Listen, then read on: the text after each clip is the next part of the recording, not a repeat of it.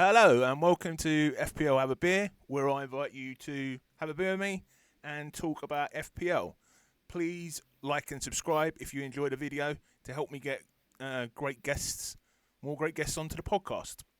So at the moment I'm doing a interview series called Meet the Content Creator, Meet the Manager, where I ask a content creator from FPL to come on to talk about their experiences of creating content about their thoughts on FPL and mental health, and then towards the end we generally have just a general chat about FPL. So I've actually lost track of what number this is, but the 7th or 8th interview in the series, I'm pleased to welcome an absolute FPL legend with get this guys, 4 top 1,000 finishes. Is that right, Nick? Yeah, 4 in a row. 4 in a row. Bloody, I didn't know that. And now has his own YouTube channel, which you've been doing for about a year. Is that right, Nick? Yeah, a year or two on and off. Welcome to the channel, mate. Podcast before that. Okay, cheers. Yeah. It's been. I've been trying to get you on for a couple of weeks now, but we finally managed to sort it out last night, didn't we? Yeah. I've watched nearly all of them actually that you've done. They've been pretty good. So thanks, mate. I've enjoyed that. I watched Steve-O yesterday. Yeah. I think part 2 of that's coming out Monday. We just ended up. Yeah. We ended up going on for so long. He got to the end and he said, break it up into 2 parts. He said, no one's going to listen if you just release it as one whole thing. So thanks so much for coming on, Nick. Also, I should say, TriggerLips is your probably more commonly known handle, isn't it, within the FPL community? So usually I start, Nick, by just asking you some general questions before we get into like the content creation and that sort of thing. So I just wondered if you could tell me a little bit about yourself, like where you grow up, who you support, your first memories of football, that sort of thing. Yeah. Well, I grew up in Devon and Cornwall, actually. I wasn't far from... I watched Steve-O's one yesterday. He was from Paynton, and I was living down the road in Exeter. So quite close then. I was there till I was about 11. And our house used to be behind Heavitree United football ground. So I cut a hole in the fence, and I used to spend all day kicking the ball around in there. And it's like back then you're out all day, we were just like kicking a football around and mucking about all day. Were you any good football? Yeah, I was quite good in goal. That was about it, really. I wasn't that good anywhere else. I was always quite tall, so I was good in goal as well. That's usually what people answer though when they weren't any good at football. I was quite good in goal because I couldn't play anywhere else. That's anyway. But I actually enjoyed being in goal. As most people got forced to play in goal, didn't they? But I always used to actually get like more of a buzz off making a good save and scoring the goal. Yeah. And who do you support? Well, I used to go and watch watch Exeter. Plymouth I support, but Chelsea's my main team, really. When I was at school, it was like way back, this is like 1970 or whatever, everyone used to support Leeds, and it was like, you've got to support Leeds and all this kind of thing in the playground. Well, that had to be different, so I started supporting Chelsea, and I used to love it. I've got a Peter Osgood jigsaw puzzle and all these things on the wall. And I used to get all the shoot magazines and the goal magazines and cut out the little tables and put the league ladder on the wall and all that. I was like really obsessed with football till I was about 11 or so. Yeah, it was Don Reevy was Leeds, wasn't he? He was Leeds. They were like the big team at the time. Yeah. They were the main team. Yeah, it's funny actually. I was thinking the other day, like when I because that was before my time. I was born in '82, but I remember like watching when I was a kid. I'd watch. They used to do match of the day '70s, where they have a year in each show, and I used to think like that was so long ago, like it was an ancient time. And now, if I think about it, that would have been 2004, would be like 20 years ago. It's really weird to think of it like that. Yeah, that's right, isn't it? And the old matches, they always look weird when you look at them, don't they, on the TV? Anything that's old, it just like doesn't look right. Yeah, it used to be black and white, but now like anything out of HD sort of looks out of place. Do you know what I mean? Yeah. And like anything from the 90s, it's not in that high definition. And what were your first memories of football, Nick? That was basically it. Round at the back of my house, watching Heavitree United playing, and all that. And I've just missed out. I can't remember the 1966 final. Oh, I would wow. have been five. I would have been about 4 or 5 then. And but the first World Cup I remember is the 71, and I remember that well. They were England in that And one. I'm trying to remember. yeah, we lost to Germany. We got knocked out. It was a 74. That was the one they missed, was it? I know they missed Yeah, that finals was in that 70s. fucking Polish prick stopped all the Yeah. stopped the scoring. The goalkeeper, the clown, wasn't it? According to Brian Clough, Yeah. and Cloughy going on about it. But uh, yeah, so when did you first start getting into fantasy football? that was a long time ago, mid-90s. It was well, I moved to New Zealand. I was travelling around for years. I went to uni in Thames Poly, and Sorry, Nick, when did you move to New Zealand then? 91. 91. Okay, so a good while Well, ago. I was in Devon and Cornwall, and then I went up to London to do a sociology degree at Thames, and then after that, I watched a lot of football when I was there. I was sort of living quite near Charlton's ground. I was up around Woolwich area, and went to watch a lot of games there. It wasn't like most people. I used to just go and watch. I didn't just go and watch Chelsea. I used to whatever game was the best that weekend, I'd go and watch it. I used to quite like going to White Hart Lane and all over the place. So And that was pretty good. why did you move to New Zealand? If you don't mind me asking. Well, after uni, I went travelling. I went and lived in Crete for like 4 or 5 years. Oh, nice. I was living in Crete for the winter, like just doing odd jobs and stuff, and spending the summers around Amsterdam and doing the flowers in the summer. So Nice. I met my missus over there, and she's like a New Zealander. So she kind of dragged me back here, basically. I think I was in 91. So So I got a bit homesick, actually. Because there wasn't, you couldn't even get the football results until the next day. You had to like listen to them on the radio. in New There was Zealand. nothing on. Yeah, there was nothing on, and it was backward back then when I first came here. Oh, because you wouldn't have the internet then, would you? No, there was no internet, so it was really different. Like the internet makes you feel connected now, doesn't it? Well, I had to we're just listen. having this chat. It's all rugby. It's all rugby here, and it's like. So I saw this advert in a local paper for fantasy football from Wellington Football Club. They were raising money, and it was. So I joined that. You had to pay to join it, and it was play by mail, basically. And was this Premier League or? Yeah, and it was actually very similar to the FPL. This is in about 95 or whenever. Remember, I had Beckham in my first team, and he was only about 17 then. And it was really good. Every week we'd get a big thing in the mail with all the results and everything, and then we'd have to mail off our transfer for the week. Yeah. But the rules are very similar to FPL, and I won that one. And then I started playing on the official fantasy scout, the official fantasy site. I think it was fantasyfootball.uk. Once I got on the internet, that was about 97 or whatever. And you used to have to pay £10 to enter that, and then you'd be put in a league of 10 people. Right. And again, that was very similar to FPL, but I think that predated FPL by quite a few years. Yeah, FPL was early 2000s, wasn't it? I think that came around. Yeah, it was before that. And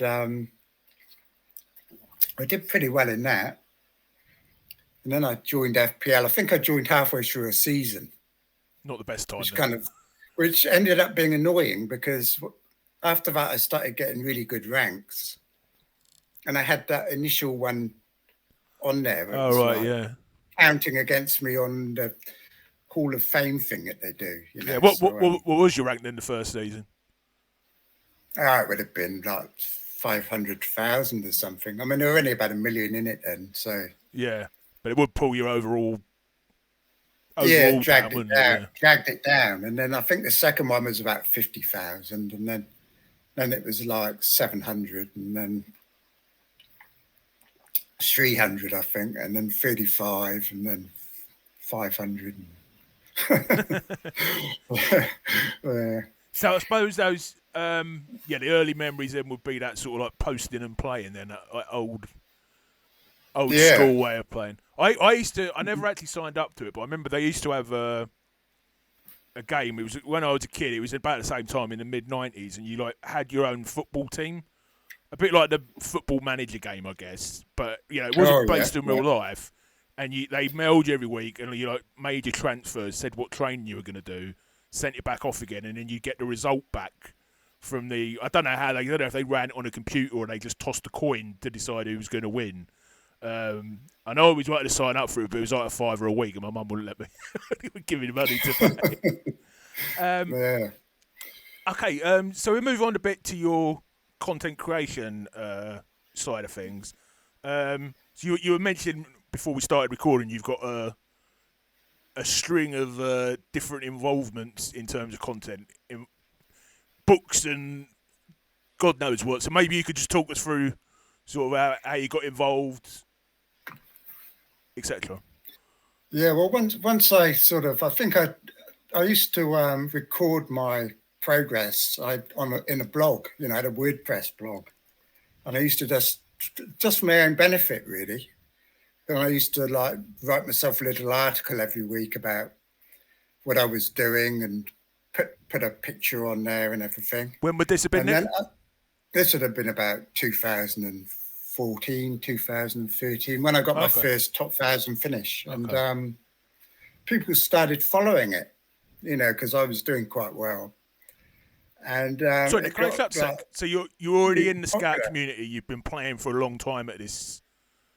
Not a long time, like a year or two. I used to go on to Fantasy Scout Forum and all of that type of thing, and FIZO and. Okay, but it was 2013. Oh, I'm not sure. Around there. Around there. Sorry, I didn't. Have to have a look. Hang on, I'll have a look at my blooming rank, and I'll tell you.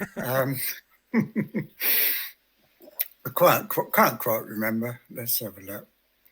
But anyway, I used to just do what everyone else did, basically, just hang around on Fantasy Scout. And I started this blog, and like I said, people were following. And then I started up a Facebook page. Right. It was, I asked for people who wanted to come and join this Facebook group. And I got about 30 or 40 people in, and it was, and we closed it for any more people. And it was really good. There were like some of the real good players now started out in that group. There was people like Sean Tobin and what's the name of the Borgias, Fabio. He was in there, one of the first ones. He's the number one in the overall. Yeah. They all started out on my little Facebook group, and some of the Indian players were on there as well. Quite a lot of them. And I think FPL Salah, all these sort of people. Sorry, Nick. So was this a league or just a Facebook group where you have a chat? No, not a league. A Facebook group, private group where we used to have a chat, and we had a community team, and there's a guy called Melvin on there who used to like do live match days and like tell everyone who was scoring and everything, and that was really good. And then I upgraded my blog into a proper sort of website, and it got really popular. I was getting about 40,000 hits a day or whatever, which then was pretty decent. And one of the people on the Facebook group, I used to chat to him during the evenings when it was like really quiet. And one night he told me he had cancer and had ocular melanoma. And I thought, right, let's do something about it. So I sort of started raising money for ocular melanoma. And I was doing that for quite a few years. And I was putting all the proceeds of my website for charities. And I was doing marathons as well. So I used to raise money for the charities for the marathons and that. And so I was doing quite well on that website. But it was bloody hard work. And a lot of work, actually. Yeah. So back then, it was all written back then. So like I was writing articles and stuff. And I was enjoying it when I was doing well for 2 or 3 It's much years. easier to just jump on one of these and say what you're thinking rather than writing it all out. I mean, Exactly. Back then, it was like blooming hard work, and I wrote a book as well, like an ebook, which sold quite a few thousand copies on Amazon. what's the name of the And book? oh, it's not on there now. I can't even remember the name of it. Something about fantasy Premier League or something. I don't even remember. Was it like tips or your? No, it's just how to play. It was like about like building a template and how to allocate your money between defense, attack, and all these sort of things. It was pretty basic by today's standard, but at the time it was kind of considered quite good, I think. Yeah. It sold really well. And like I said, a lot of the people on that Facebook group went on to become very good managers. Some of them were already, but a lot of them kind of all learning from each other, because the game back then, like everyone was still learning the best way to play the game and everything, weren't they? Yeah. So I was doing that really, and chatting on, rather than chatting on the Scout forum, I was chatting on our own wee Facebook group there. But I started getting requests to monetize things and everything, but I was never really keen on that. I mean, like I said, most of the stuff I did all went to charity. And That's good, yeah. Then what happened was that I think the hub came along, because my website was called Transfer Hub. That was the name of my website, not the website. It was actually the website as well. And the Facebook group was called Transfer Hub. And then, surprise, surprise, we get this group called the Hub starting. This Will Thomas started the Hub, and he came along to me, and he was trying to get me to come and join up with him and a few other people. He was like coming into the group, trying to get people to join up and become affiliated to him, so they'd write articles for him. He'd be making the money from his site, and like his creators would be getting some of the money back. Do you know what I mean? Yeah. So he tried to get me in on that, but I was never interested in doing all that. I was quite happy doing my own wee. When did he set up Hub? I don't know. It would have been probably 2015, I suppose, or something. Okay, like that. I thought it'd been going longer, but no. But maybe it has. But quite a few of them moved over to the Hub, and started monetizing themselves. Yeah. So about that time, I started getting a bit sick of the whole thing, and I didn't like the way it was going. It was kind of going down that route. What route, Nick?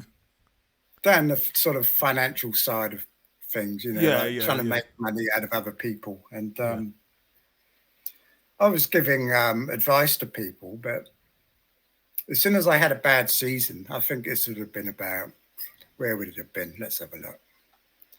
I never did get back to you on, let's have a look, rank history. I had a bad season. I only finished about 20,000. A bad season, he says. That's like. Well, so I'm trying to get it up. That would be my second best ever season. No, third best ever season, Nick. If I finished there. Oh, where's the bloody rank history? Hang on a sec. Hopeless. Why can't I find it? Game week history. There we are. That's it, yeah. I'm a bit slow today. I had too much whiskey this weekend. I went out on Friday night. I got drunk loads of whiskey. And ended up having a Vindaloo, and it's all made me feel all a bit odd. Right, let's have a look. Yeah, no, I finished 35,000 in 2015-16. And you class that as a bad season? Yeah, it is. I tell you what, when you're giving advice to people and that, and you start not doing very well, they soon turn on you, I can tell you. And I don't. Even for someone who your amazing history, I wouldn't class that as a bad rank. I mean, maybe in comparison, but I don't think it's a bad rank. It's maybe just below your average. In comparison, it is. Well, you think about it, like 5 years, I had 400, 700, 35th, 1,700, 500, and then to get 35. It's a big jump for you, but it's a massive difference. I doubt people would have lost. So you're saying, I shouldn't put words in your mouth. You're saying people lost confidence in you because of that? Because I wouldn't have. Well, I lost confidence in giving advice to other people. I thought I kind of lost interest in it, to be honest. I started to become bored with the whole writing articles and all that sort of thing. So I ended up shutting the website down because, like, FPL's only ever been my second hobby anyway. It's my main hobby is chess. And I've been playing competitive chess ever since I was about 12 or 13 or whatever, you know. There seems to be a bit of an overlap between chess and good FPL players because the world chess champion, Magnus, is it Magnus Carlsen? Carlsen, that's it. Yeah, he was big into FPL at one point, wasn't he? Yeah, he nearly won it, I think, didn't he? He came very close to winning it. Yeah. Anyway, sorry, Nick. So this would have been remarkable. So you kind of go off the boil a bit in terms of not really wanting to be involved for a while. You're saying? Yeah, basically, I was quite happy playing the game myself, but yeah, I just got bored of it. Basically, it was a lot of hard work, and I had other things to be doing, and yeah, I kind of once I stopped having those top 1,000 finishes, I was trying for another couple of years. And then when COVID and everything came along, I kind of just got sick of it because they brought in all the extra chips and everything as well about that time. I don't know if that had anything to do with it, but they brought the chips and they dumbed the game down a bit by making all the pricing really easy. And it just wasn't as enjoyable for me. I was playing a lot of fantasy baseball and that around that time as well. Nick, can I ask you? I was enjoying that more. You mentioned on your last video you had a bit of a fallout with a Scoutcast. Do you mind talking about that in your last video on your channel? I mean, oh, that was about the gambling, I think, as well, wasn't it? Yeah. It wasn't so much a fallout with them; it was more a fallout with the whole monetarization of the FPL community, really. Okay. And are you against gambling? Are you against Scout being for, having a paid membership? Are you against that, or is it just a gambling thing? No, I wasn't against that. I used to be a member myself for quite a while. No, it's the gambling. Well, I used to do. Well, I like a flutter myself. I do like a gamble myself occasionally, but I used to get free teams from Fan Team for advertising for Fan Team. And for anyone that doesn't know, Nick, could you say what that is? This is about. Oh, it's another format for FPL, basically, isn't it? But it's like gambling, isn't it? I've never used it, but I know it's. Yeah, it is. It is. I used to. I was an affiliate of theirs for a while, right? And people started coming to me and telling me how harmful it was, and how bad the situation was in FPL, and how they were problem gamblers, and that they came to play FPL because they were problem gamblers. Yes, and they found that FPL was really good for them because it gave them that same sort of chemical rush that they got from gambling. Yeah, but it didn't kind of harm them in any way. That when one of my colleagues who did research on. It wasn't a study I was involved in because I'm a psychologist, as you know, but people might watch and may not. He found one of the big reasons that people said they were playing is they had exactly what you said, a gambling issue. It's almost like a replacement, isn't it, in a way? Yeah. So these people were coming to me with private messages saying, look, Nick, I don't think you should be advertising it. And all this. And I started thinking about it, and I started to see that point. And then I watched that Paul Merson interview. Or on the TV, the documentary where he was suicidal from gambling and everything. Yeah. And I realised what harm it was causing. And then because my videos were always kind of controversial, and I'd been one of the people who got the deadline moved. I ran a campaign to move the deadline back because it was an hour. Yeah, to an hour and a half. It was too close. So we got it moved to an hour and a half. And then, so I was kind of had a reputation for You're a trouble looking up for stirrer. myself and not being a yes man to the Yeah. content creators. Do you know what I mean? So Good on you. I thought, right, so I've got to do something about this gambling. And there was a big campaign we had, and a British journalist got involved, and he Really? wrote an article in the Times or one of the big newspapers in London.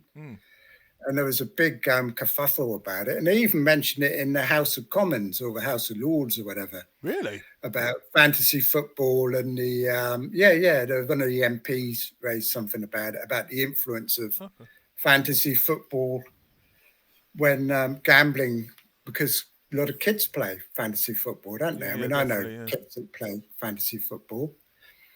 And they had very prominent gambling ads all over Scout and everything, which is and Hub people were the same. And it's a very natural fit for FPL, isn't it? For them to advertise gambling, like Fan Team and all of those things, because that's where they're going to get their money from. Yeah, Nick, I don't want to over-exaggerate the situation, but you could almost say, like, if gambling was, I don't know, heroin, then FPL would be like a gateway drug. You know what I mean? Like cannabis. Exactly. They're like the junkie at the school gate, aren't they? Yeah. You know what I mean? Because FPL players are going to be their natural, they're going to be like moths to a flame, aren't they? If they can go on them. So we campaigned against that. And then I was down in Invercargill playing in a chess tournament, and I had a phone call from one of the people high up in Scout who told me, they'd listened to the community and everything, and that they were going to kind of stop with their gambling advertising. And so it was kind of a win. And that happened. And then most of the other content creators as well, like Black Box and The Wire and all those people, they stopped showing gambling ads and started having other ads, didn't they? Like The Wire, I think, advertised VPNs and Mark and that do the hair care products and all of that. The ball shaver thingy. Yeah. Now Hub took a bit longer to come on board. Some of them were a bit belligerent, but generally the situation improved. No end. That was a couple of years ago. But I noticed a few months ago now the Scout ads are back on there. That was your last video. That's what your last video was about, wasn't it? Yeah. I mean, I haven't got the energy for another campaign like that, but it's fighting a losing battle in a way, aren't we? I mean, all the clubs and that all gambling, and they do, yeah. Well, a lot of the time when things like that when things get, there's a media attention and it gets brought up in Parliament or whatever, they'll make the change, wait until the attention's off of it, and then sneak it back in a couple of years later and think, hoping it done that bit again. You know what I mean? Yeah, that's exactly what's happened with Scout, basically, isn't it? Yeah. So we've sounds like that. Done that, and they're back in it. I mean, they advertise it on their videos as well now, don't they? So, I mean, it surprises me in a way because they banned smoking adverts. That was in the 90s. They banned alcohol adverts from football. I think they have. They probably have. They probably have. Gambling, they love it, don't they? Yeah, but it's like gambling's the last one. You know what I mean? But I guess that's probably why it's so prominent. Is because they don't take fag or booze sponsorships anymore. Maybe one day. Again, sorry, mate. Go ahead. Again, it's going to be their most profitable form of advertising, probably, isn't it? So, and they're under a lot of pressure from the gambling company. They're very predatory, the gambling companies, aren't they? Yeah, they are. Yeah, especially those big American DraftKings and all of those ones. So, what made you think about? You've been out for you haven't been making content for a while. What made you think a year ago I'm going to start my own YouTube channel? Well, I was doing podcasts and stuff before and on SoundCloud, and it's just a bit of fun, basically. It's just I enjoy it. I mean, as long as I'm enjoying them, I'll keep doing them. If I don't enjoy them, and I'll stop doing them. But it's good. It's a good way of getting your voice out there, and it's so easy, isn't it? I mean, it's not like sitting down and writing articles. You can just turn your OBS on and start talking. That's why I started doing it just for fun, really. I mean, Yeah. One other thing about the gambling thing, Mm, I watched your show with Joe the other day, mm, and he was like saying that there should be a warning on FPL mm, because it's so addictive. And I thought, well, it's good to say that, but then they've got gambling ads all over Scout, mm. and he works for Scout. And I'm thinking, well, why haven't they put warnings on Scout, or something? Do you know Or at what I least not mean? advertise gambling. Yeah, Sort of as basically. a minimum, Yeah. yeah. Yeah, no, I agree. But yeah, I mean, it is addictive, isn't it? To FPL, and FPL we is, should yeah. be talking about mental health a bit, shouldn't we? Really? Um, Yeah, going to get onto that in a minute. yeah. Okay. So One last question for you in this my section. YouTube videos, that's right. Yeah, go ahead. Yeah, no, I just enjoy doing them. So if I have a bad week, like a really bad week, then I don't bother doing one. Yeah. And what I, That's what, my mental health thing. what I But like about yeah, your videos, it's not just about that. You do, like, have a bit of a rant like you did last week about gambling. You do talk about the grander scheme of things as well as just what's happening in your team. Is that a fair comment? yeah. I was going to do one about the blue sky yesterday, but I Well, didn't in the end. you signed up for it Just yet? just about yeah, I'm on there now. Yeah, I So I was signed up. just doing one about everyone leaving Twitter and going on there. So I was going to do a video about that. And so far, it's been such a much nicer environment than Twitter. Honestly, It is, it's yeah. I'd only been on Twitter. fantastic. So I'd only been far. on Twitter for a month for this channel, but Yeah, yeah. I got 50 followers on there in the month, and I signed up for the Blue Sky. I didn't put anything on apart from one video, and I've got like Mm, 350 followers in without yeah, doing exactly. anything. I haven't done anything. You know what I mean? It's Everyone's gone there now. And like Steve-O was saying, the algorithms on these things, like Twitter, you get blocked out. People don't see your stuff. If you've got a blue tick or whatever, everything you do gets seen. But if you haven't, it's very hard to get noticed, really, isn't it? But on this new one, everyone's new at the moment, and it's all lovey-dovey. And I mean, it won't last for long, but yeah. it seems a better Without wanting environment. to go political, I've avoided Twitter all my life basically because I know what it's Mm, like. And then as soon as I signed up there, the first non FPL thing that came up was we had the riots in the summer and that with Tommy Robinson and all that. It was basically like yeah.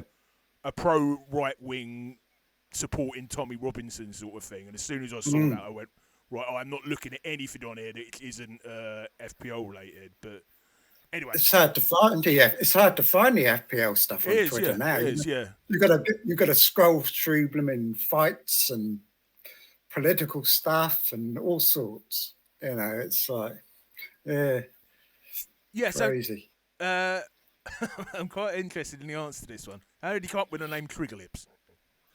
It's not as exciting as people think. My cat used to be called Trigger, Okay. and my nickname used to be called Lippy. So I just stuck the two together, and that was it, really. I was in my head. I was like, "Is this got something to do with like the character from Only Fools and Horses?" And No, no, so, I don't really like it actually. Everyone calls me it, and I'm just as happy being called it Nick. sort of sticks to it, doesn't it? It sticks when you. But at least it's noticeable, I suppose, isn't it? And have you But, ever been? I'll be interested in knowing the answer to this one actually, because you live in New Zealand and FPL's not that big out there. I guess. Have you ever well, been? it is now. No, it is now. I tell you, Okay. this country's changed so much since I came here. Since the internet, really, because like we can watch every single game live. You can't in the UK, can you? But we can No. watch every single Premier League game live, and it's huge out here now. So have you ever Because been recognised out on the street, Nick? not out on the street, but I have talked to people who play FPL, and they go, "Oh, Trigger, yeah, I know Trigger," but they didn't know my face, but they know Your of fame. the name. Yeah. Yeah, Yeah. yeah. Yeah. Yeah. Okay, all right. So move on now. Look to talk about, like you said, mental health. It's a bit of a focus of the channel. I've got a few videos. Plug a few of the videos on my own channel on mental health. If anyone wants to check them out. One where I talk about tips from a psychologist, aka myself, on mental health and FPL. Yeah. So first of all, Nick, just a very basic question. Has FPL ever had a much effect on your mental health, mood? Oh yeah. every bloody week. Are you Steve-O level of breakdowns, or are you... It's been bad in the past, I think. Yeah. Back when I was doing my 500s and all that, one bad week is it definitely affects your mood for the weekend.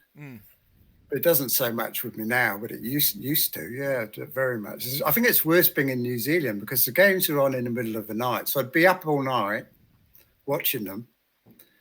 So like, if you have a bad week, you like think, what am I doing? I've been up all night. I feel ill. I've had no sleep. I've got 10 points.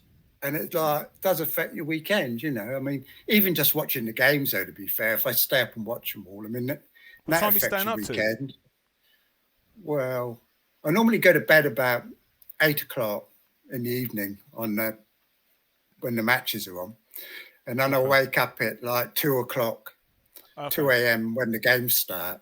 And then I'll watch them. I normally miss the early kickoff, but I get up about 2 a.m. and watch all the games. You still do that now? Oh yeah. I can't sleep. Knowing that they're on. Is that because of a love of football or FPL? I know they're kind of interlinked, but more FPL really. Wow. I start having dreams that my players are all blanking, and it wakes nightmare. And it wakes me up. I'll be in a state of like being half asleep. Wow. Trying to sleep, but thinking about what's happening in the games. So then I just end up reaching for my iPad. Wow. And then that's it then. So you're really hardcore. You spend all week thinking about it, don't you? So when you know the games, it's very hard to sleep knowing the games. I sort of shut off, to be honest. Like, I spend a lot of time in the week thinking about it, but when the matches are on, I mean, like you say, I haven't got Sky Sports or anything, so I can't watch matches anyway, unless I go down a pub.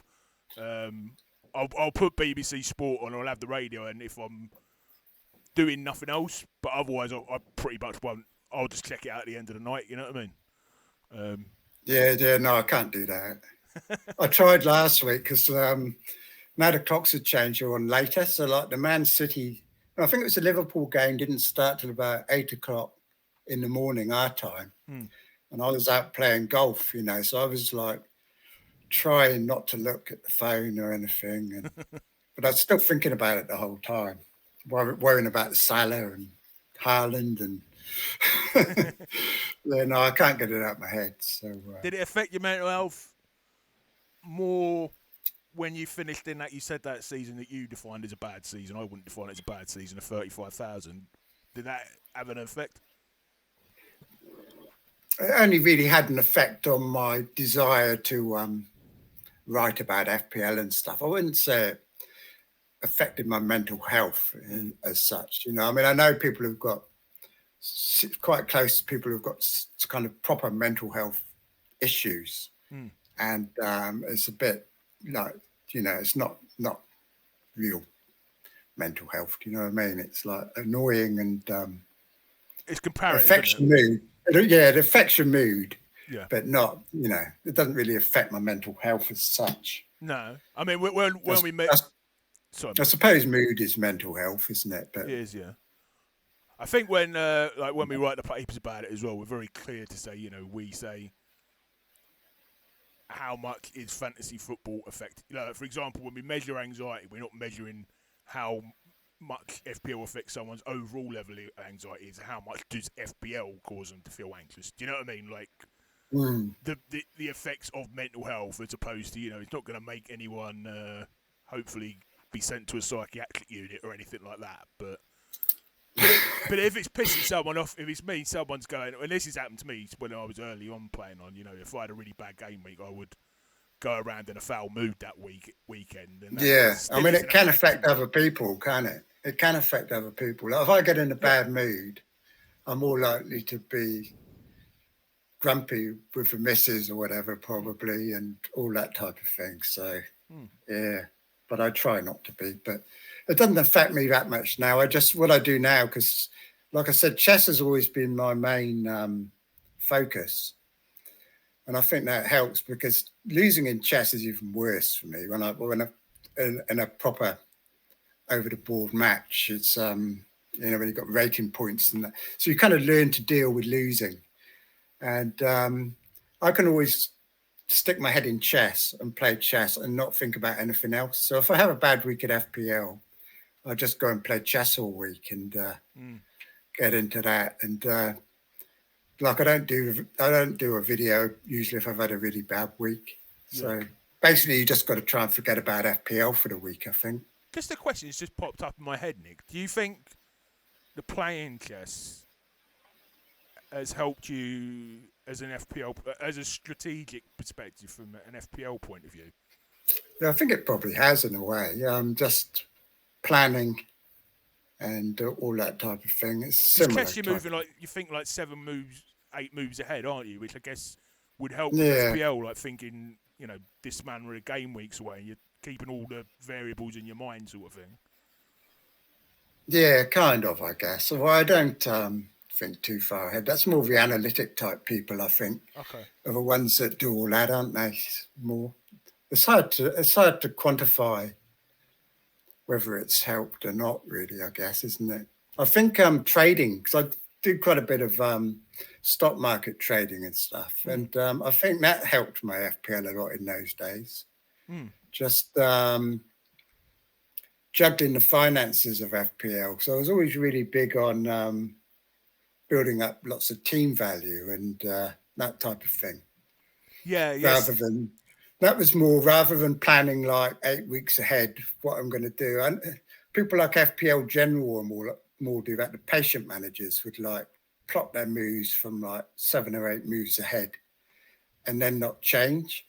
But with me, I was just reacting to price changes and all that type of thing.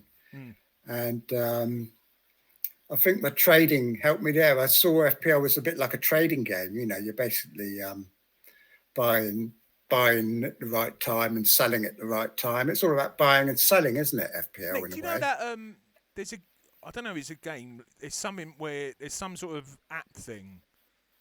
I was trying to remember what it was called the other day, where you can buy a player.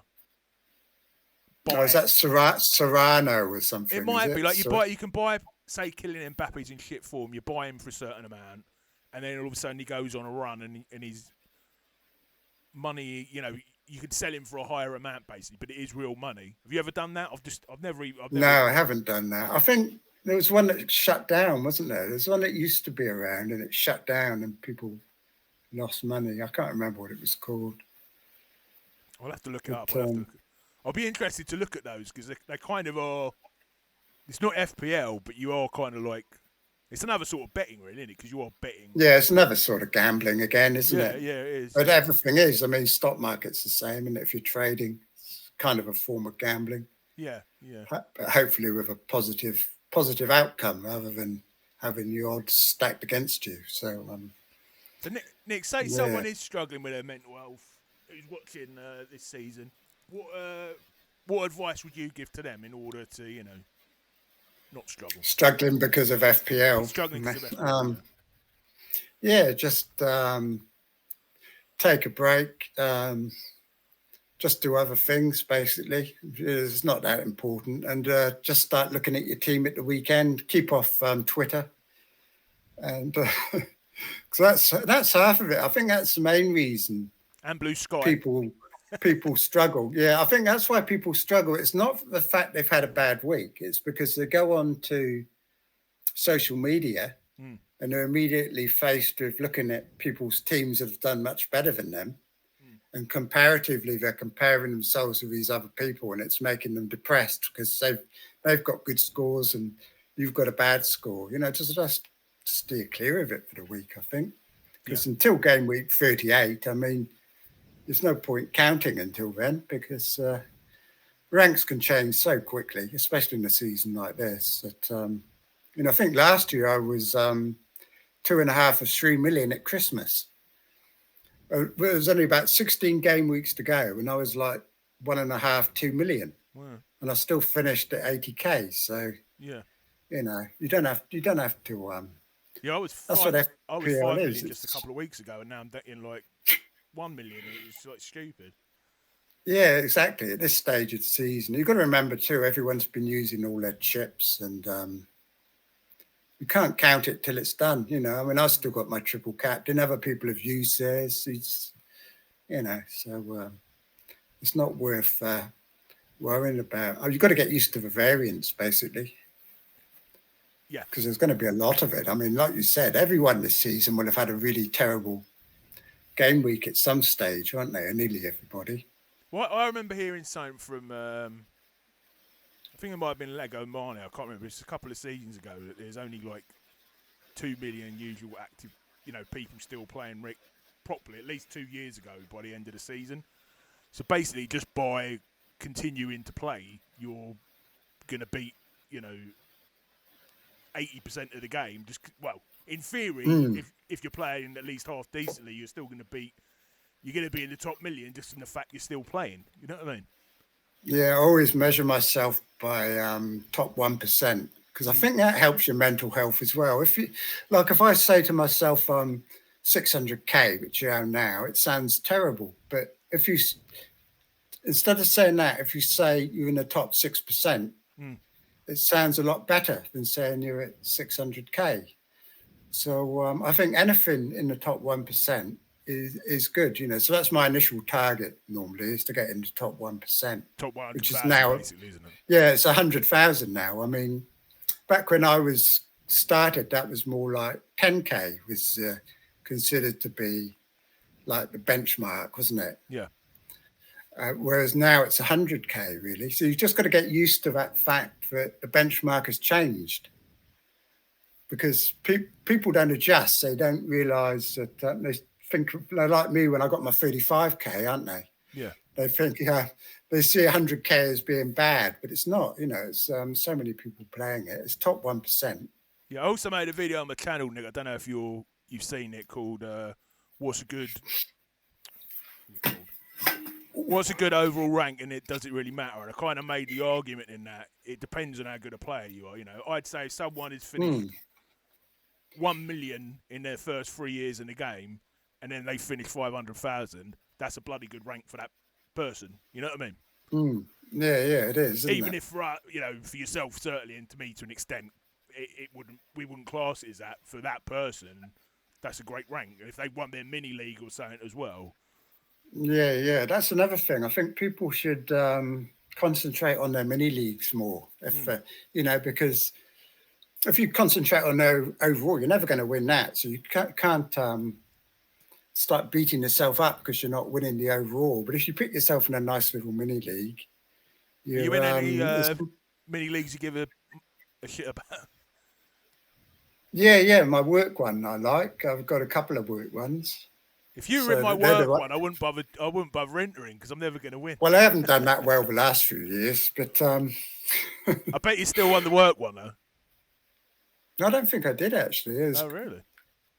There's a couple of them. Yeah, some of them have got quite good now because they all. I used to win it every year by like 100 or 200 points. Maybe they're watching your content and using it. Well, they're not watching my content. They're all watching blooming all the other content as well. And there's so much more information on the actual website now too, isn't there? So there is, yeah. There's much. I think the general level was like a lot higher than it used to be, which is why it's taken us a lot longer to climb up through the ranks than it used to, because even the casuals, they kind of watching the official FPL streams and everything, aren't they, and all that type of thing. Yeah, and I think probably less people probably are giving up as each season goes on. I think more players probably are keeping going until game week 38. Yeah, definitely. So it's not getting any easier. Okay, Steve. Sorry, not Steve. I spent so long talking to him the other night. I keep calling everyone Steve. Nick, this is the one I really wanted to ask you, actually, because I've written down a few notes here in terms of things I think. But given your sort of thoughts about gambling, the fact you led that sort of deadline campaign, what do you think FPL themselves and any other fantasy football games could do to help their mental health base their players' mental health? That's a difficult question, isn't it? Can I start with one, Nick? Yeah. I think even you did a good job to get them to move the deadline for half an hour, but I'd say that not really made much difference. It did at the time. It did at the time, but it doesn't now. No, because you still got that's it. Don't we? See, this is the other thing I'm now got to be in my bonnet about is all these leaks, because I was really annoyed last year when FP Andy leaked that Salah Gabriel thing at the start of the season, and before the season had even started, some people got themselves like a 10-point advantage or whatever before we'd even kick of a ball. Saliba was out. One of them was out injured, weren't they? Saliba was out. Yeah, Gabriel. We all had Gabriel in our teams pre-season. Yeah. And then it was kind of announced. This is like a day and a half before the game. Just before the deadline that Gabriel wasn't going to play. So a whole load of people. It was literally. It wasn't even a day and a half before. It was about 10 minutes before the deadline. And 10 minutes before the deadline, which was like a day and a half. A day and a half before Arsenal were actually playing, wasn't it? Yeah. But it was just before the deadline. And ever since then, it's been leak, isn't it? And that's one thing that's annoying my mental health for the game that they could do something about, because it's just unfair on people who live in other time zones, even people who live in the UK, might be at work and can't sit there on their phone when the deadline, not everyone wants to sit on their phone at deadline time, do they? Do you get up for the deadline streams? No, I don't, no.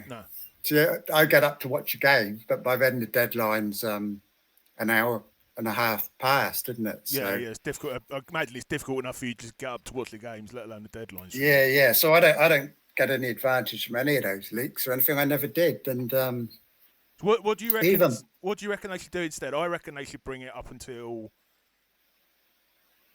They've got two choices, haven't they? Up until the first team, up until kickoff, actually.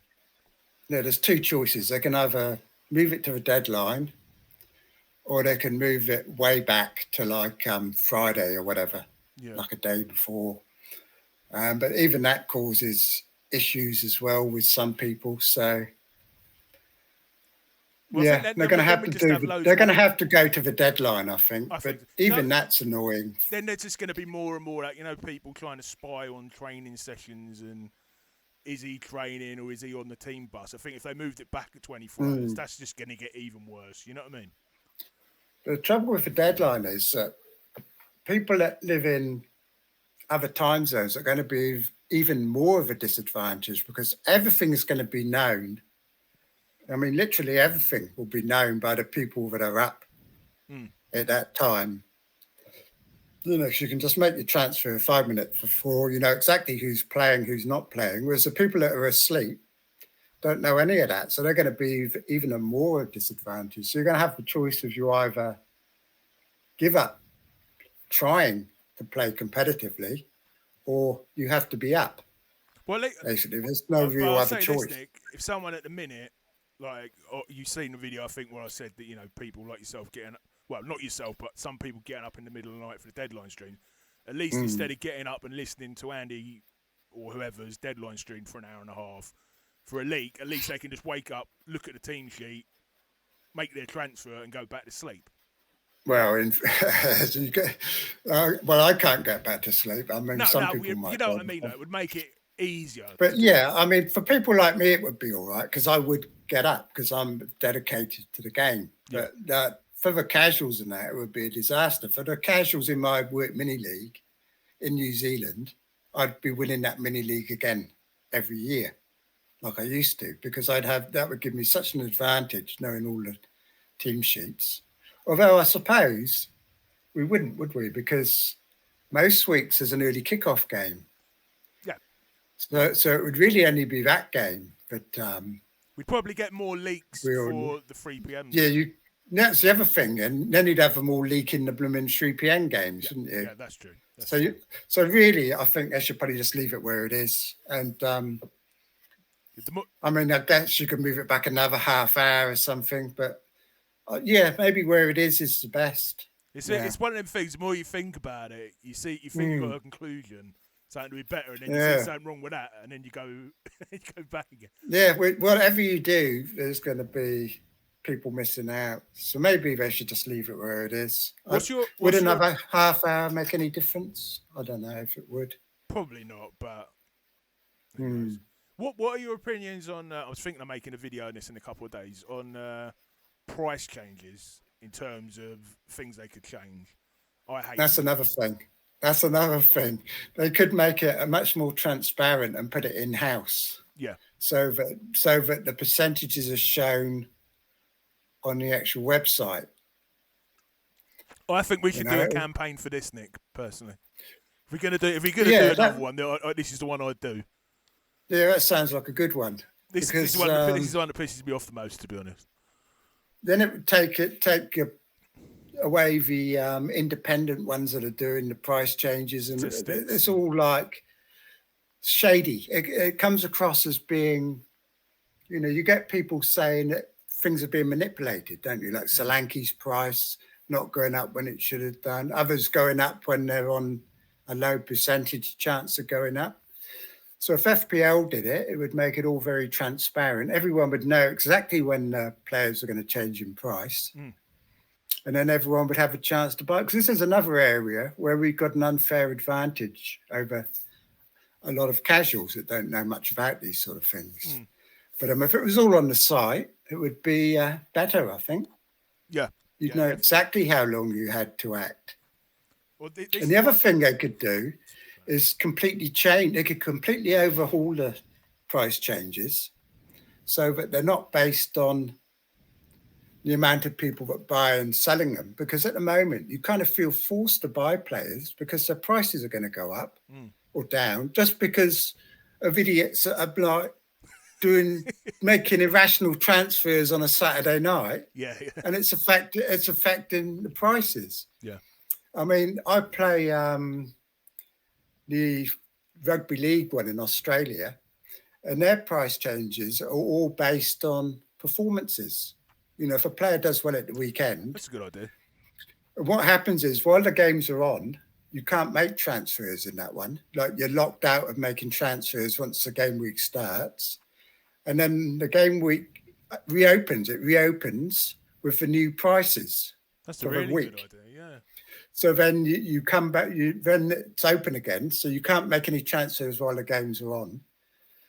And then the players that scored or whatever get a little price rise, and the ones that were useless get a price drop. And then the game opens up again, and you've got a week to make your transfer at the same price, at the new price. And the amount of ins and outs doesn't have any effect on the price. No effect whatsoever. Yeah, the amount of who buying people. So you get the whole week to like think about your transfer and everything, and the prices aren't changing during the week. It just change at the weekend based on what players have done. Yeah, that sounds good. The other one I thought of is you don't have any of the price change. Say, for example, that over the course of the week, Cole Palmer had enough to go up by 0.2. Instead of going up by 0.2, he doesn't go up to 0.2 until the deadline's passed and the game refreshes. And we know who he's going to go up to. So he goes up then to 0.2. But, you haven't got to worry about monitoring every night because the changes are not going to happen until after the deadline. Yeah. That makes sense. That's a similar type of thing. Yeah, isn't it? I guess it would be more based on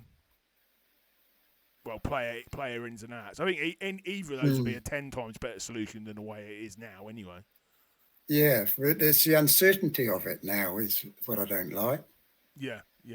I took Calvert-Lewin out 3 days ago because I thought he was going to drop in price, and he took another 3 days for him to actually fall. And it'd be much easier if you knew when players were going to actually change in price. So you're a big advocate of early moves, are you? Or I am if it means I'm going to make money rather than lose money. I had a bit of a disagreement with Steve about it. I don't know if this was in part 1 or part 2 of the interview, but he was arguing the same thing, that money. I will always leave it till like the night before or the day before. I mean, I know I'm talking to one of the best FPL managers of all time here, trying to argue my point, but is it so it's just the money? That's the only reason you do it? I probably should wait, to be honest. Or sometimes too, if I don't act straight away, once I know what I want to do, I like to act in like decisive fashion. Like sometimes I find if I wait, I end up getting talked out of what I was going to do, and I start overthinking or overanalyzing, and then not doing what, because normally I get a gut feel. I operate very much on feelings with the way I play the game, and like when I bought Fernandez, and I just had that feeling he was going to start scoring. Yeah, like other people were taking him about, and I thought I'll get him in at the price before he starts rising in price, and. So yeah, I mean, I took Calvert-Lewin out because he was going to drop in price, and Pedro was going to go up in price. I mean, I could have waited till the deadline, but I'd have been 0.2 worse off probably. Yeah. And you multiply that over every week, then there's quite a big difference in the team value. But then again, you've got the risk that someone's going to get injured or whatever. It'd be interesting if this wouldn't be a psychology study, but if someone did a study, you got 100 players to make maybe they had 2 teams each, and one they make their move early every week, and then one they make their move like on an hour before the deadline to see where their 2 teams ended up. Do you know what I mean? Because obviously one's going to have the advantage of the more knowledge, whereas the other's going to have the advantage of probably having a higher team value. To see like. Well, I've done that. I've done that myself. I must confess. Yeah. Yeah, because when I was on the Facebook group, we used to have like challenges, like we had a league for teams that had to play 5 at the back. And of course, you can't use your own team. So we used to like sneak in another team or 2. So, we used to have competitions between all different teams, each team playing a different formation to see which one. And there was one guy, and he was brilliant at getting his 5 at the back team. He used to get like ranks of like 5K or 1,000. Wow, 5 at the back. Using it 5 at the back. Yeah, he had to play 5 at the back every week. Was this like when Trent and all that did were really there? well? Yeah. It'd be difficult now, I think, wouldn't it? There's not enough. I suppose you'd have 2 Arsenal defenders. You'd probably have Trent and. I don't know who else you'd have, actually. There's not that many now, but there used to be lots, It was a viable strategy. Yeah, I think... because they're cheaper than midfielders. Yeah, it worked. I think like Porro and Robinson, there's still some in there that could do big things, but they just haven't this season. They haven't. No. But going back to your other thing, I did that as well. I had a team that I was really conservative with. I took no hits. I didn't make my transfer to the last minute, and it did much worse than my normal team. I mean, that might just be luck, but I mean, you can't keep the same team, obviously, because your team with the money gets ahead in the money, so you can buy better players and stuff. Okay. So your experiment was it's earlier to make better early moves, and for me it is. But there are other managers that are very successful by not doing that, aren't there? So. Patient managers. But now I think a lot of people wait now because they want leaks. I mean, that's why people are waiting, isn't it? There's 2 reasons. One, they're waiting for leaks, and the other thing is they're waiting to see what FPL reviews recommending them to do. So, that's I am an FPL review man, I have to admit. You are? I am, yeah. I mean, don't make my decisions for me, but it... No, well, you think it doesn't? Well, yeah, it's difficult. Well, I know that I ignore it sometimes, but I definitely use it as a is this insane or not sort of test. Do you know what I mean? Yeah. I think it gets in your head and it does start affecting your thoughts, I think, if you're not careful. You can't, if you spend quite a bit of time on it, like I do during game a couple of days before the deadline, it's difficult to know where your thoughts start and where the FPL algorithm takes over, or the review algorithm takes over. And apparently it updates an hour before deadline, doesn't it? That's what I heard. I heard it updates, and then the free Quite users possibly. are locked out. The free users are locked out for the last hour before the deadline. Quite possibly, yeah. And I think that's what people are waiting for. They're waiting for that. So yeah, to be honest, I don't usually look. I usually plan my moves the night before. I might occasionally look at it. It doesn't seem to change that much on the final day, like unless there's been like an injury. No. They're probably just shutting people out to get them to sign up and pay. You know what I mean? It didn't. Yeah, true. Didn't seem to make that much difference. But it's all based on expected minutes, I suppose, and so you're going to have more information on that the longer you wait, aren't you? So yeah. I mean, to be honest, I mean, I've been subscribed to FF Scout for 10 years probably, and I did because they've got their rate my team tool, but that used but it's absolute garbage. It is, yeah. It never. I never used to use that. It's just FPL review is pretty bloody accurate. Yeah, I mean, I had a go at Scout about that because it would never update. And even like after someone has scored a hat trick for 3 weeks or whatever, it would still be predicting the player to get 1 point the following week. And you know that they hadn't updated it. They had Sterling for years was like the second or third highest predicted point scorer for midfielders. And he'd been doing rubbish, talking a few years ago, like when he was being benched for Man City. And it's like, it's almost like the I'm going to have it difficult to get anyone from FF Scout on here after this.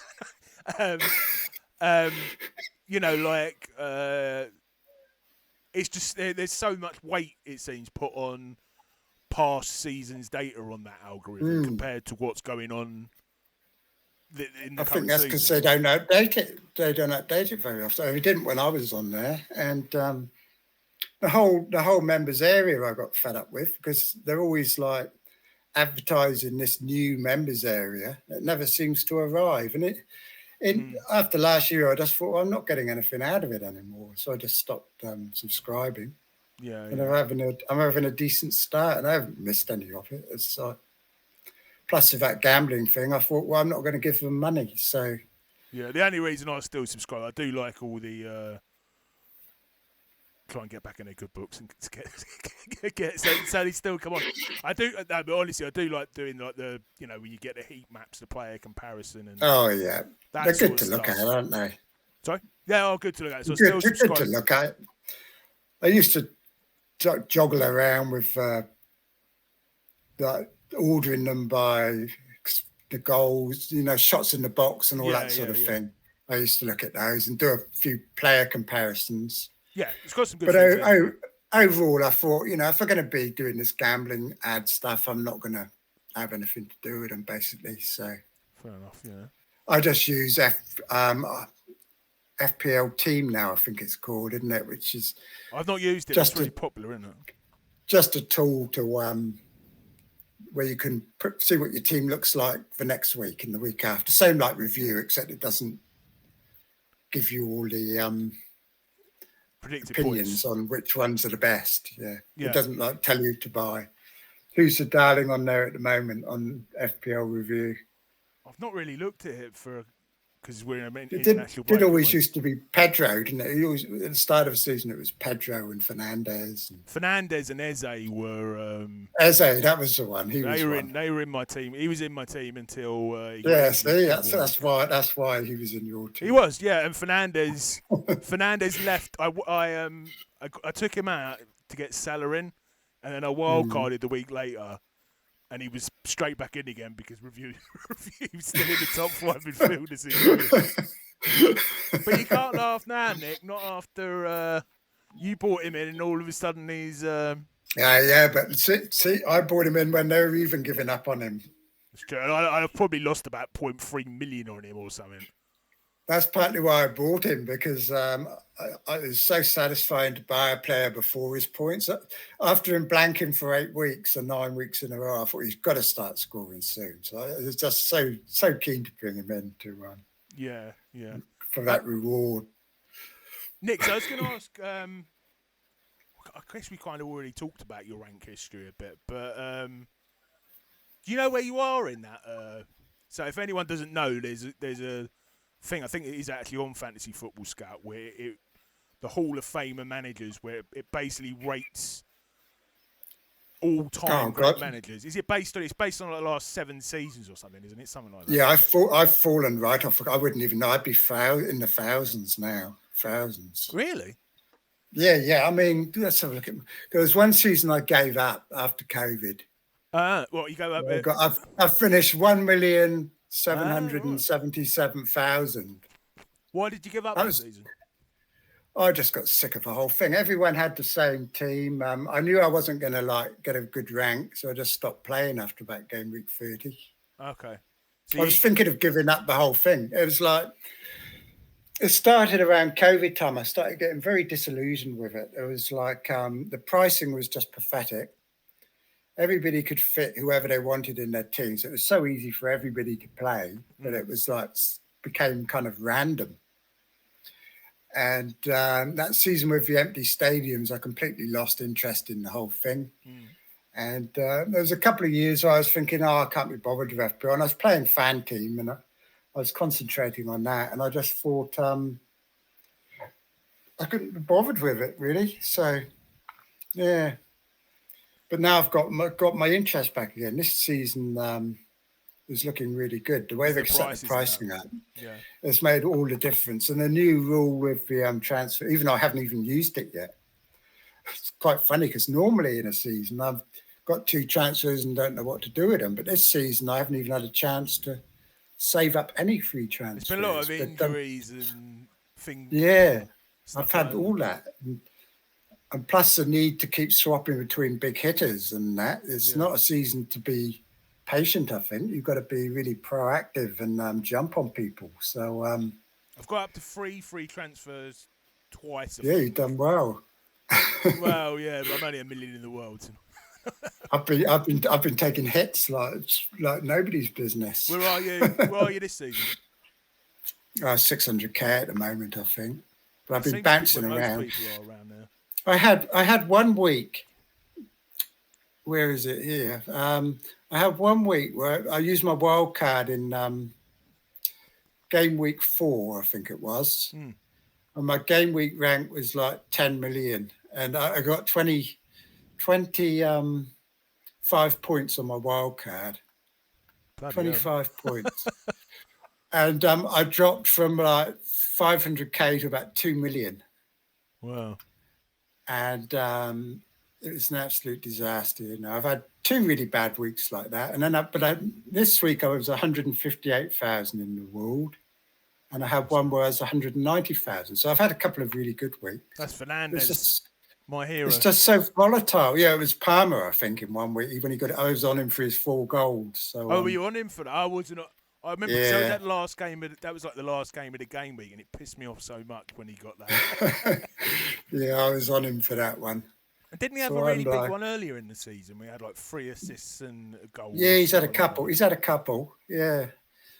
So like my team wasn't very template. You know, I didn't have all those review players, so I was kind of bouncing around differently than everybody else. Now my team's looking very similar to other people, so not expecting quite so many big swings. Yeah, there's a template form, isn't there? Yeah, but Haaland could cause damage this week, but you never know. Nick, so last question I usually ask people is what general tips would you have for, not this game week or whatever, but just generally for how someone can improve at FPL? Don't go on tilt. Don't just make silly transfers, and because most of the people in my mini league, like my work ones, where they go wrong is like they're taking minus 16 hits and minus 12 hits all the time.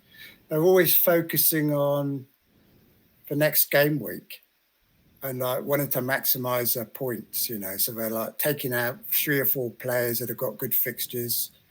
And so that's at the basic level, is like just pick players with good fixtures. Nick, can I don't take too many transfers. One of the reasons I think that using something like review helps is I used to do that in like my 3rd season. I'd take like 12 stupid numbers of hits. And that you kind of, when you see it there and you kind of get that numerical thing, this is going to fuck up my week, whatever happens. Yeah. You know what I mean? It kind of like brings it back. Yeah. Anyway, sorry, I didn't mean to interrupt. I can see that. I can see that it would calm you down in the FPL review. Yeah, and on a more kind of better level, yeah, I'm not sure really. I haven't got a clue. People should be giving me advice these days. But yeah, you get a lot of people, don't you? Get the content creators that come on and they like show off their ranks or whatever.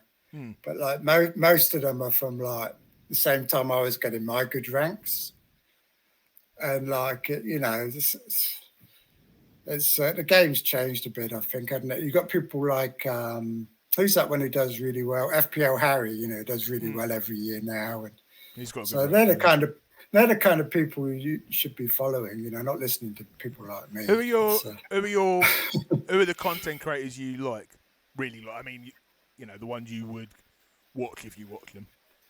The ones I watch your ones. I watch Steve-O, Elite FPL, Nima, a few of the other independent ones. There's too many to mention, really.